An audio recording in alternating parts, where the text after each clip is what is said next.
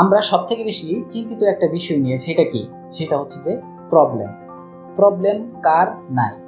যদি আপনাকে এই প্রশ্ন করা হয় তাহলে দেখবেন প্রত্যেকটা মানুষেরই কিন্তু সমস্যা রয়েছে। তাও একটা না, অনেক অনেক কিন্তু সমস্যা রয়েছে। এখন এই সমস্যাকে কি করতে হবে? সমাধানে রূপান্তর করতে হবে।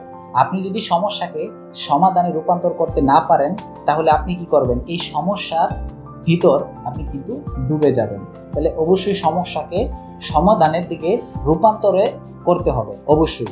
এবং দেখেন, এই পৃথিবীতে যারা মৃত একমাত্র তাদেরই কোনো সমস্যা নাই, কিন্তু যারা জীবিত আছে প্রত্যেকটা মানুষেরই কিন্তু সমস্যা আছে। আর সমস্যা আছে বিদায় কিন্তু যে পৃথিবীটা এত সুন্দর। যদি সমস্যা না থাকতো তাহলে কিন্তু আমরা পৃথিবীটা এত সুন্দরভাবে উপভোগ করতে পারতাম না। সমস্যা দেখে আমাদের কি করতে হবে? এটার মোকাবেলা করে সামনে এগিয়ে যেতে হবে।